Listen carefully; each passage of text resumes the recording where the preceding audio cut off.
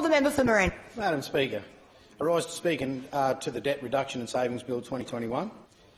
Madam Speaker, there are many delegations, sub-delegations, transitionary provisions to wrap around your head in this bill. The one real takeaway I got from it all was that nothing about the whole deal will provide either transparency or accountability to the people of Queensland. Clause 40 of the bill in particular specifically abolishes one of the core democratic principles of our system of government, the right to judicial review.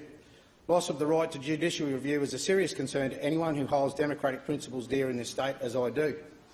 Under Clause 40, subsection 3b, any decision taken by an official in accordance with the sub-delegated powers he will exercise under Clause 33 cannot be challenged, appealed against, reviewed, quashed, set aside or called in question in any other way under the Judicial Review Act 1991 or otherwise, whether by a Supreme Court, another court, a tribunal or another entity. This is an extraordinary delegation of the Crown's power to a non-government entity, Madam Speaker, an entity operating completely outside the usual checks and balances of our democracy. Another concern I have is that the corporatisation of an essential service like the registry could easily lead to a significant increase in costs around buying and selling property in Queensland, despite what the government claims. The government has said prices of regulated services will only go up by Consumer Price Index (CPI), and the government will have step-in powers. But some of the peak bodies have their doubts, with one survey respondent saying, "We've seen this with the gas industry, and it is easy to get increases beyond CPI. The private operator can also introduce new products or rebrand existing products, in which cases price increases will be able to exceed the CPI." We only have to look at what's happened since essential public utilities like electricity and water were corporatised to see how quickly profit motives actually trump our public interest.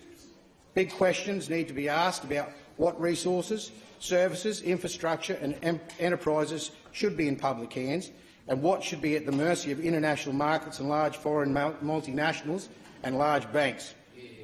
More generally, the corporatisation of Queensland public services go to the central functions of the state. It undermines the legitimacy of democracy, democratic government by handing over state powers to corporate profiteers. Also, it pays to remember that this isn't the first time valuable assets have been transferred to the QIC. Queensland Toll Road portfolio was sold to the QIC by the government about 10 years ago for $3 billion, only to see the QIC cash in and sell it to Transurban Consortium for more than $7 billion a few years later. Madam Speaker, the other provisions in the bill will remove the requirement for statutory advertising and notices to be advertised in printed newspapers and provides for that advertising to be placed on digital online websites. Again, there is a lack of transparency behind the decision and will diminish even further the public's knowledge of what government is doing. For those in regional areas, there is a major concern with these particular provisions, and particularly over government transparency around sensitive area-specific decisions, such as those around land use, mining leases and other planned projects. Under the new online laws, departments and corporations could easily opt to bury the notices online in some obscure government website or behind a paywall that will mean that they will remain hidden from general view. I also oppose the proposed amendments to the Medicines and Poison Act in relation to tattoos, inks and pigments. There has been no credible science or evidence presented that warrants this bill's proposed action. No peer review studies over a prolonged period that indicate any public health risk have been presented. The ramifications for the economy and the community are likely to be massive and are a clear breach of fundamental legal principles. The potential for these changes to push a legitimate regulated industry underground cannot be ignored either. One small business operator from Brendale said he had significant concerns that the tattoo industry in Queensland will be destroyed as a result of the provisions in this bill. So another previously thriving small business in Queensland is to be destroyed. Madam Speaker, I am also very concerned with the bill's proposal to abolish the Queensland Productivity Commission and the Office of Best Practice Regulation and integrate their functions into Queensland Treasury and the Queensland Competition Authority.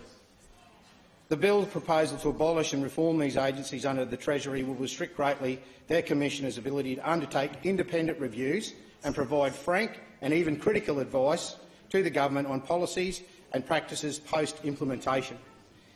In the process, once again, transparency will be the loser, Madam Speaker. Thank you.